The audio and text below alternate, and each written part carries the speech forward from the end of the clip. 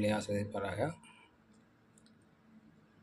துன்மார்க்குடைய ஆலோசனை இடாமல், பாவிகளின் வழியில் இல்லாமல், பரியாசக்காரர் உட்காரும் இடத்தில் உட்காராமல், இரவும் பகலும் கர்த்தருடைய வேதத்தில் தியானமாக இருக்கிற மனுஷன் பாக்கியவான். இது சங்கீதம் 1ஆம் அதிகாரத்தில் இந்த வசனங்கள் குறிப்பிடப்பட்டுள்ளது. துன்மார்க்குடைய ஆலோசனை நடக்கக்கூடாது.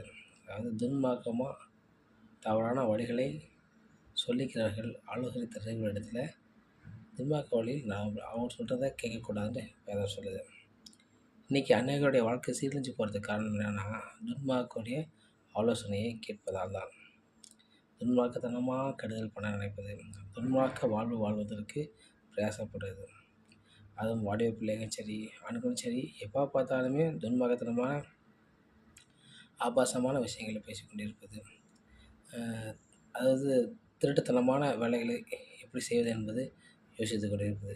இதுபோல் யோசித்து கொண்டிருக்கும் பட்சத்தில் நாம் என்ன பண்ணோம், துன்மார்க்கத்தனமான காரியங்களை நடப்பித்து நம் வாழ்க்கையானது துன்மார்க்கத்தில் வீழ்ந்து போனதாக இருக்கிறது. அதே போல் பாவிகள் வழியில் இல்லாமல் பாவம் செய்கிறவர்களுடைய வழியில் நிற்கக்கூடாது. அவங்க வந்தாங்கன்னா நம்ம ஒதுங்கி போயிடணும். அவங்க வழியில் கேட்டு அவங்கள்ட்ட பேசும்பொழுது, அவங்க கூட செல்லும்போது நாமும் அந்த பாவத்திலே விழுகிறவர்களாக இருப்போம். எடுத்துக்காட்டாக பாருங்களேன், அதாவது பாவம் செய்கிறவங்க அநேக பாவங்கள் உண்டு. பாவங்களில் நமக்கு எளிதாக நாம் விழுகி போகிற விஷயம் குடி பழக்கம், போதைப் பொருட்களை பயன்படுத்துவது, கஞ்சா போன்ற காரியங்களை பயன்படுத்துவது, திருடுவது, கொலை செய்வதுங்கிறத நம்ம துணிகரம் இல்லை. இதுபோல் பாவங்கள் இருக்கும்.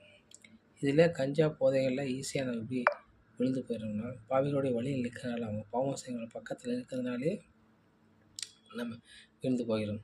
எனவே தான் வேதம் தெளிவாக சொல்கிறது, துன்மார்க்குடைய ஆலோசனை நடவாமல் பாவை வழியில் இல்லாமல் அப்படின்னு இந்த 2 காரியத்தை நம்ம கடைபிடிக்க வேண்டும். 3வது தான் பரியாசக்காரர் உட்காரும் இடத்தில் இருக்காமல். பரியாசம் பண்ணுங்க உட்காராங்கன்னா அங்கே நம்ம உட்காரக்கூடாது. பரியாசம் பண்ணும்போது கோபம் சண்டையாகி, வாதம் சண்டையாகி, சண்டை கவனமாக மாறுகிறது. எனவே பரியாசக்காரர்கள் உட்காரும் இடத்தில் உட்காராமல். இந்த 3 காரியங்களை நம்ம கடைபிடித்து செய்ய வேண்டிய விஷயங்கள் என்னென்னா, இரவும் பகலும் கர்த்தருடைய வேதத்தில் நீதி, நேர்மை, நியாயங்களிலே ஆண்டவர் சொன்ன வார்த்தைகளை தியானித்து அதிலே பிரியமாக இருக்கும் பட்சத்தில் நம்முடைய வாழ்வையானது எப்படி இருக்கும்னா, அவன் நீர்க்கால்களின் ஓரமாய் நடப்பட்டு, அதாவது நீர்க்கால்கள்லாம் வயல்வெளிகள், அது நீர்ப்பாதைகள் ஆற்றங்கள் இரு ஓரங்களிலும் சரி, ஓடைகள் இரு ஓரங்களிலும் பார்த்தோன்னா அங்குள்ள மரங்கள் செழிப்பாக இருக்கும்.